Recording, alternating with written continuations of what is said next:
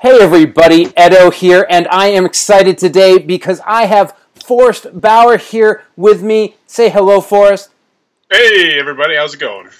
And Forrest is the first reviewer I have on the channel, so I've been trying to sort of talk about and go to different areas of the industry, different people, different jobs or roles, and I really wanted to get a reviewer, a number of reviewers, and Forrest, you're the first one, so thank you for being on. Thanks for having me.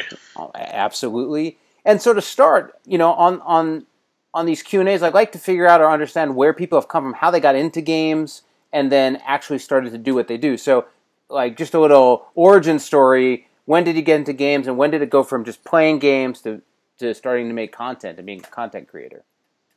I played Risk for a little bit in, like, my early 20s, but it was really Munchkin, Zombie Dice, and Cards Against Humanity. Oddly enough, that got me into the hobby. And I went to my local game store, which was incredibly intimidating the first time I went there, and I asked them for Cards Against Humanity, and they didn't have it, and they said, you should check out Pandemic instead. I was like, they're like, we don't sell that game. This is nothing like Cards Against Humanity. They're like, just sit down and try it out. And I went home with a couple games, and since then, it's become an obsession. Yeah, and you've been doing reviews for a long time. I mean, when did you officially start, or when did your channel begin? 5 years ago, actually. 5 years and like a week and a half. Nice. And so you're playing games. Your game store, your friendly local game store, has brought you deeper into the hobby. You're playing, and now you're buying more. When were you like, I'm going to get a camera? Like, what was it that somebody suggested? Were you just doing it? I mean, 5 years ago, Dice Tower's been around for a while, and you do start having those other emergent groups starting to come online, and more YouTube channels. But how did you get into it? I was sitting in my studio apartment. My wife was at work. She worked at Kohl's at the time, so she was working till like 11:30 midnight. And I just got done playing some games with some people at a gaming store, and I wanted to talk about games. I was yearning to talk to someone about games. And you're home by yourself. Yes. And so I just plopped up my laptop in front of my TV, and I started talking about a game that I'd been playing, a game called Bacchus.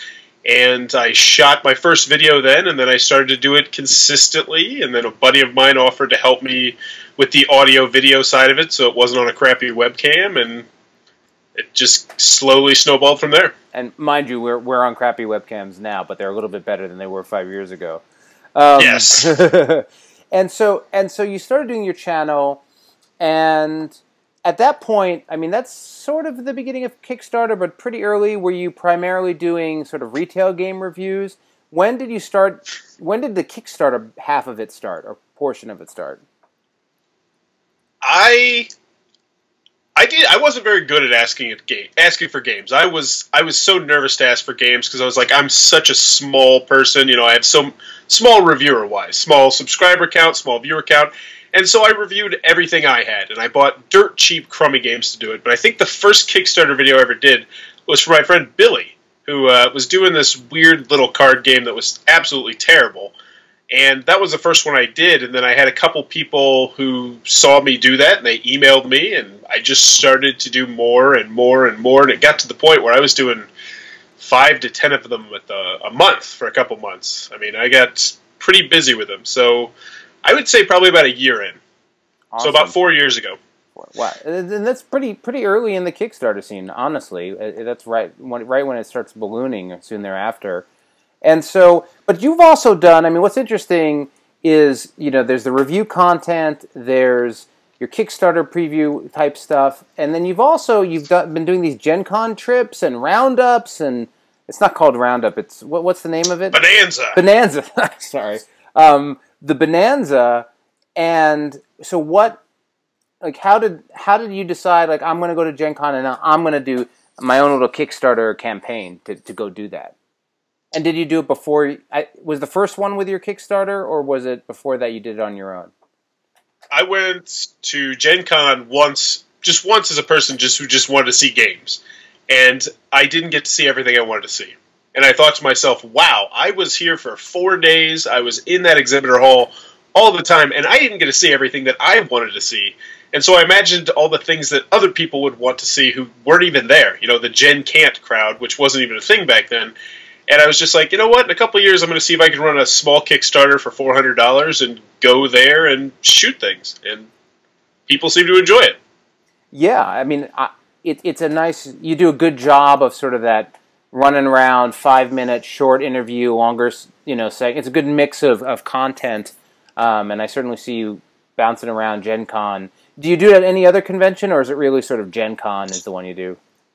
We've done Gen Con the last 3 years. I did an Origins one this year, and our Kickstarter, which it's going to be funded by the time you post this, but it was so popular that we are going to be doing a Essen one this year. So we're going to be flying over. I'm going to be flying over to Germany and doing it. Wow, that's a big deal, man. I've never been out of North America. I am stoked. Oh, you have your passport, right? You're on top of that? Yep. Okay. Just got that in the mail. Awesome. Yeah, no, I haven't been to Essen. And I actually think certainly the first time we met, I don't remember when we started talking, but I recall with Liftoff, so 3 years ago, or 4 years ago, 3 years, 3. I backed your Bonanza, and it was like one of the tiers, it wasn't, I recall it was like $40, but the tier was like, have dinner together, but you paid for dinner. So it was like, let's do it. And so we sat and we chatted, and it was pizza, but it was good. It was good pizza. It was good pizza. And that's probably, I think that was certainly the first time we met in person. Yes. And we were having emails back and forth. And at this point, I feel like you've probably reviewed all or previewed all of Pencilverse stuff. Am I crazy? I feel like that's the case.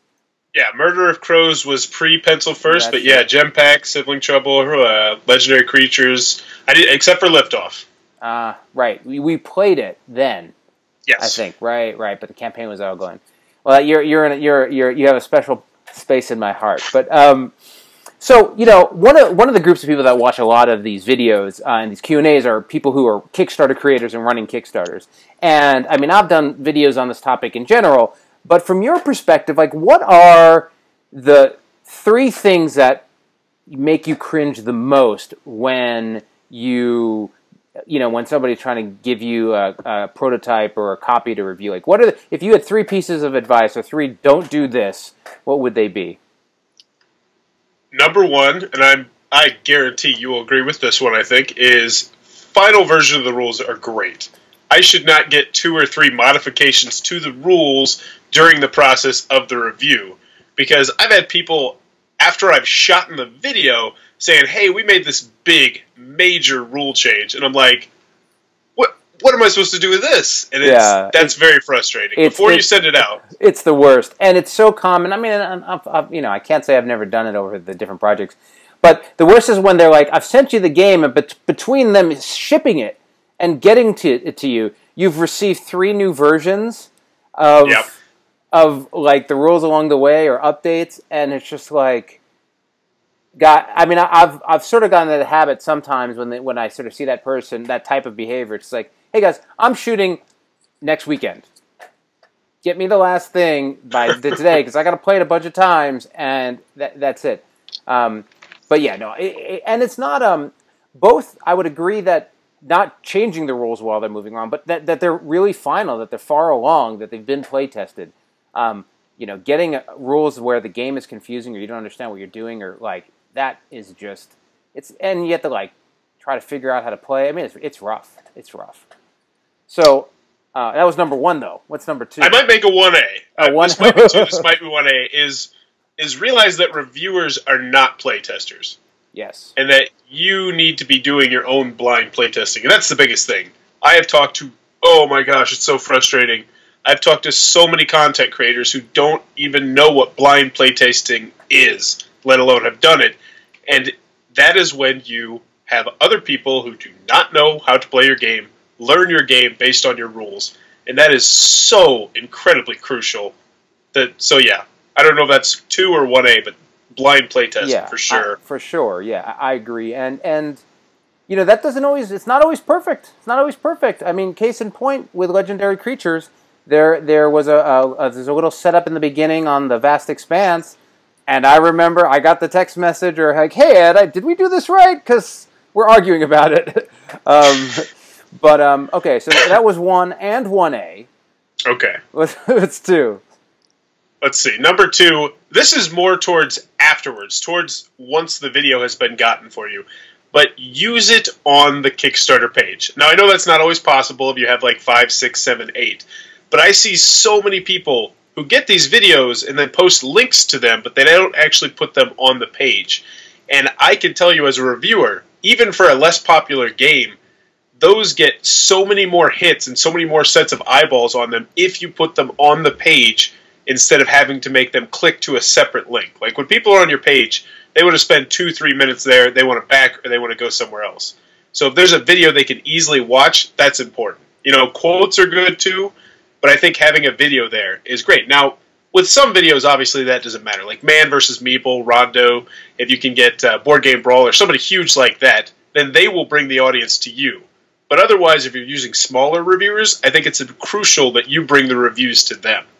And actually, I agree with that. I think there's a couple interesting pieces there. One, generally speaking, it's just more effective. If you're coming from the Kickstarter creator side, having the video actually there, people are going to click on it, use it, and engage it. So I think it's just good practice. Sometimes you do get to that point where you have a ton, and you know, it gets a little bit more challenging. Actually, with Legendary Creatures, there was this. I've been trying to add a couple. Yours is on there, but I've been trying to add a couple other ones, and like it's not adding. And I don't know if there's like a 10 link or not, but a lot of times there's people who have 0 on their page or 1 on their page, but they have like 4 other little quotes. And I think the other part of it is, and this is the balance, is, you know, part of the benefit for doing a Kickstarter preview and playing some unfinished game and all these other things as a creator is that it's on this page that's getting eyeballs, right? So, and this is where that tier between sort of smaller reviewers and bigger reviewers are, who have huge audience on their own. But there is something about that, like, well, I'm going to do this review, I'll deal with the poor rules, I'll play it a bunch of times, I'll put it up, and then it's going to be included in this vehicle that this person's going to try to drive. I mean, another thing that I mean, certainly other similar things that bug me are people who, it's not the end of the world, but people who, it's one thing if you slide your date like a week or 2 weeks, or there are people who've been like, you know what, we're going to slide our date 4 months. And it's like, what? And that's fine. And in the rare case, 4 months later, they let me know and I turn the review on. But other times they come back and they're like, hey, we've changed the art, we've changed the game, could you play it and review it again? And it's like, no, I'm not going to do that. I mean, maybe. It depends on the person and how they handle it. How they handle it's a big deal. But so there's that one. And then there's also the one where they don't put it on, they move their date, or they just don't end up doing the campaign for one reason or another. Maybe they got another deal, or just somehow you're like, well, I have this, and now what am I going to do with it? That was a lot of time that's just gone. So I think there's a little bit of that in there too, you know. Yes, and the worst is when they rush you. They're like, "Oh, can you get this out super duper quick?" Then they're like, "Oh, we're gonna bump it back a couple months. The artwork's not ready." It's like, well, why did you rush me? Yeah, and I think one of the things that I would add along, you know, whatever. We're just ranting, but the no, I think it's important for Kickstarter creators to hear this, right? To understand this kind of perspective, but that. We've worked together, so to speak. You've reviewed a lot of games, and hopefully that's because I'm respectful of your time, I'm respectful of the relationship. I'm a little bit of a harassy guy in terms of like, hey, what's going on? Hey, what's going on? But when you treat reviewers well, if you do other Kickstarter campaigns, you can go back to them and say, hey, I've got another game, you want to check it out. Like, I think most people aren't one and done on Kickstarter campaigns in the board game space. I think in other places, you know, maybe you are, but a lot of people end up doing more campaigns, and it's not that big of an industry. If you treat me weird or don't get something done or whatever, you're going to come back and say, hey, I got this another game. I'll be like, sorry, go find somebody else, right? So I think understanding that it's reciprocal, right? It's, yeah, you want the reviewer to do what the reviewer is going to do, but they also want to have a nice relationship with you to make sure that you're, you know, putting their thing on the page and all those other bits, right? I definitely agree. I mean, if you start going to a convention after year, you'll run into the same people over and over and over again. So having an awkward relationship with anyone is probably not in your best interest. Probably not. Okay, so that was number 2. What's 3? Let's see. Number 3, I think would just be ask as many questions as possible. How do I put this? You should be willing to ask them to ship something out. That is not a big deal. For 99% of reviewers, they're more than happy to ship it out when they're done. Just make that known beforehand. I've had people come to me 4 months after and ask for stuff like that. Talk about an arrangement. And if someone's doing it for free, especially, make sure you give them a game after it's done. That kind of just talks about, that works with what you were saying about just, I scratch your back, you scratch my back, that sort of thing. But no, I guess, I don't know, off the top of my head, I can't really think of another But those two are good. One, the courtesy of, and actually, up front, I mean, I know some reviewers who have put, say, hey, if I review your stuff, you're going to send me a copy of it when it's final, and actually ask for that up front. I don't make that a stipulation, but for sure, I keep track of all the reviewers who I sent a copy of my game, and then when it ships, I just add them to the Kickstarter fulfillment. It's just courteous. It's just like, hey, thanks, that thing you helped make a reality is a reality. I shipped you a copy, right? And I think that kind of thing goes a long way, from the relationship standpoint. On the ship, the copy of the game thing you just mentioned, I am absolutely happy. You're going to pay for the shipping, but I'm absolutely happy to put a thing in a box and send it to the next person. No problem whatsoever. Make that expectation clear when you send me the game. Yes. Generally speaking, if I've played the game, reviewed it, I throw it out. I harvest it. On occasion, depending on how far along, if it's basically like a ship process, maybe I'll donate it to a game store. But I don't just stack up old, raggedy prototypes on my shelf, right? And so I've gotten into the habit of now waiting a month before I check. I used to just finish the review, film it, double check it, and then chuck it. If they didn't ask, right? If they asked, that's a totally different thing. It never would happen. But if they didn't mention it, and if it was really some games are just way more if it's from the game crafter, it's not precious. If somebody sent me something that was clearly handmade, I'm like, this person probably wants this thing back. I don't, and so I just think if you think that's going to be the case, you should do it. I'd argue, even if you don't have another reviewer to send it along to, have them send it back to you. Get them, those things are useful for cons, and it's good as a creator to have it. One last piece of advice I do have, and I don't know if you've mentioned it on your show before, is highly recommend the Board Game Reviewers Facebook group. As both a content creator and if you are a Kickstarter creator, that is an amazing place to get advice, to find reviewers, both big and small. Just an absolutely fantastic place to meet people, greet people, and get things done. Yeah, I haven't actually, and I think absolutely. Now, it's odd. They closed it at some point, so it's not. If I'm not mistaken, it's a closed group, but I think it's a closed group that Daniel or whoever will let you into. I don't think it's a.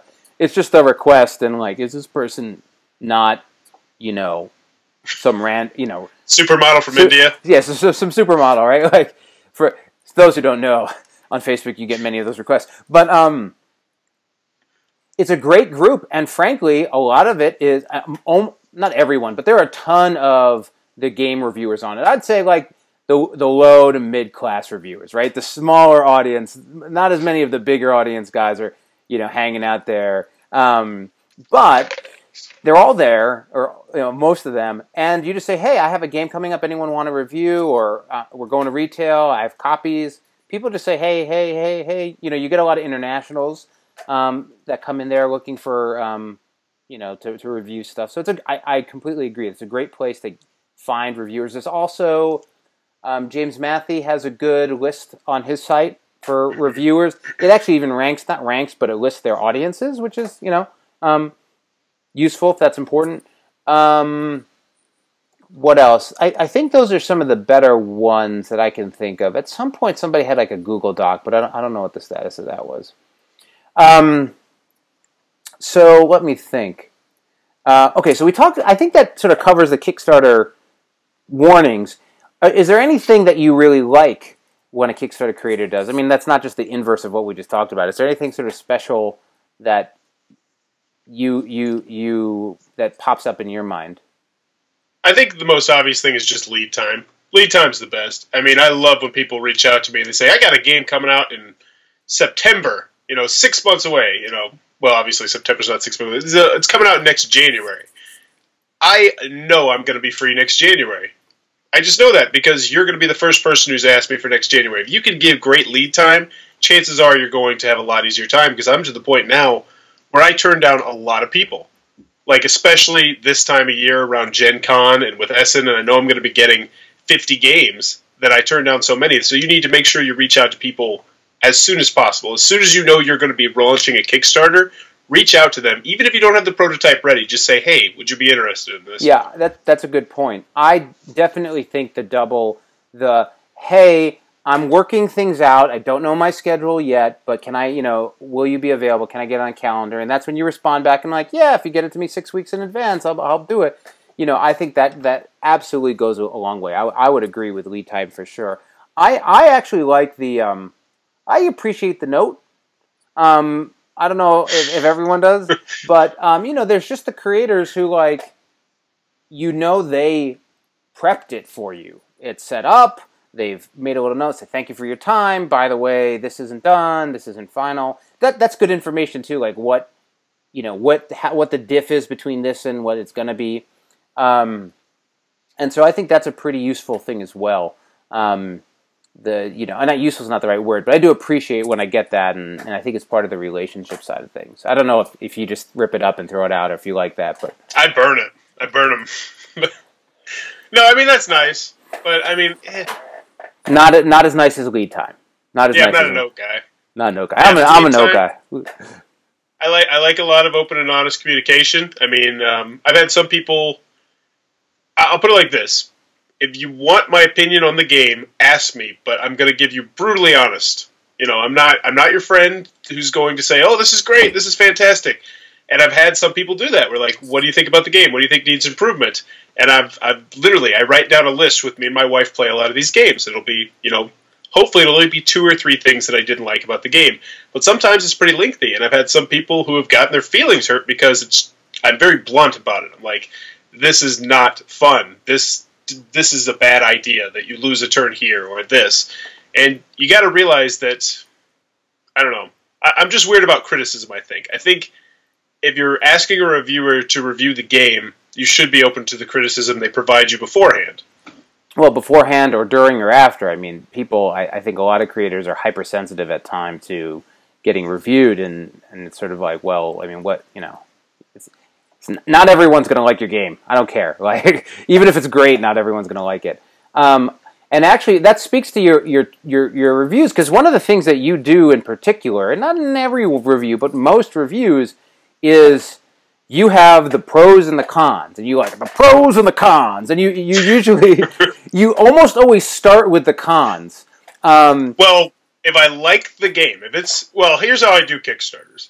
If I generally I'm not the biggest fan of the game, I give it a preview. Or if there's something that I just didn't want to talk about because it was too long, or if it didn't play well in a different player count, then I'll give it a straight-up preview. But if I actually do give it a review, that means I do like the game more than I dislike it, and then I do the cons first. I always do. But yes, that's one thing that I don't know if any other Kickstarter reviewers do, is talk about both negative aspects of the game and the positive aspects of the game. And I've had so many people reach out to me and say, hey, I respect your reviews, your Kickstarter stuff so much because you actually talk about the realistic side of the game, that this is not a perfect game. There are faults in this game. And I don't know. I'm weird in that aspect. I've actually had a lot of people who are not the biggest fan of that. I've had people reach out to me and say, you said way too many negative things about my Kickstarter game. Why did I have you do this preview? And I say, it was a positive review. I ended up saying I recommended the game and I liked it. I think it's interesting, right? And I think there are plenty of reviewers who also give negatives, but it's really not as bulleted and pointed as you do it. I mean, yours is really like, I'm going to tell you the bad things, and they're this one, and this one, and so it's something that is in there. I have to admit, there have been some reviews of mine where you've had those, and you lead in with a negative, and so sometimes on that list, I'm like, I want to give you the first spot, but I'm like, I'm just going to put this other one up first, because, but there's that management piece of it. But I think it's important and valuable. I mean, I think you do get the backer respect and the end user respect or the gamer respect, and I think the Kickstarter respect. I know that when I send you something, that's part of the deal, right? I know that, I mean, with Heroes and Tricks, I remember you're like, half the people I played with did not like this game. But I love that game. I still have that game. But yes, I do remember that. They thought it was too random, and and that's true generally. Like, it really is a game that splits people. Like, you're either like ready for crazy, chaotic, sort of playing just to have the little advantage. You're just trying to hedge your bet and gamble enough to win. Where other people are like, this is random, I don't understand, I don't want to play it ever again. So it's a tough. So, we're coming at up to about 25 minutes, and I feel like we covered a lot on the Kickstarter stuff. You're going to get GenCon, you're going to go to Essen. What's exciting you right now? Like, what type of game or what game is coming out that you're really looking to do? Well, I'm an Omni gamer. I mean, I play Habba's one of my favorite companies, but Twilight Imperium 3rd Edition is my favorite game of all time. Right. So I play a little bit of everything aside from war games. I'm actually really excited about this game called, what is it? Oh, we're not going to talk about it because I don't remember it. I'm excited for the Habba slate. I'm always excited for the Habba slate because I'm a teacher and I have 2 kids. I'm really excited about what they're going to start doing with the Mystic Vale type of card sleeving games. I know there's one coming out from AEG where they're building on that but making it into a worker placement game. Sure. So I'm really excited for them to build on that mechanism, much as the way I like Dominion, but I like games where deck building is a secondary element as well. Yeah, sometimes you need that fire, trailblazer to go out and open it up, and then other people come in and they do neat, cool, imaginative things with those mechanics, right? They level them up, they take them to new places. What about Essen? Or just... I'll be brutally honest with you. We do a top 10 list of Essen games every year, and that is the hardest list for me to do because those themes interest me so little. Like, I know I'm going to love a lot of those games because I love dry Euros, I love Stefan Feld, I love those type of games, but don't expect me to get excited about building a church or reconstructing a city or something like that. I'm more excited just to go there and be a part of it. I love the insanity of GenCon. I love being in a sea of 50, 60,000 people trying to get as many interviews as possible, and I'm excited to do it in Germany as well. But I'm also really excited for a lot of expansions at GenCon. The Splendor expansion, the Sheriff of Nottingham expansion. There's 3 or 4 that I really want to check out. Yeah. I think there's a lot of... I think the expansion and growing off of IPs is becoming much more common, but I think people are just doing a better job with expansions in general. Not always, of course, but I think in general. Yeah, and you were mentioning before sort of your taste, your range of taste. And I have to say, and I don't know, I think it was this year's. I don't know if maybe on YouTube I could have been watching something from 5 years ago, but I was watching your top 100, top 10 video. You were with the other guy with you. I don't remember who that was, but that was this year. That was this year. I was listening to you've got some interesting stuff in your top 10, man. Like, that is not a common, typical top 10. So certainly, if you haven't seen it, you should check it out because it's just different. It's a different set of games than you might normally see. So I think that's cool. I have very eclectic taste in just about everything in life, and games is no different. Well, awesome, man. Thanks for hanging out and chatting, and I enjoy all your content, and I hope it keeps rocking, and I look forward to maybe bumping into you at GenCon and seeing all your previews and reviews and interviews and all the stuff you do from the show. Likewise, thanks for having me, and congrats on Legendary Creatures. Yes, thank you very much. So subscribe, share all that good stuff. Most importantly, play some great games.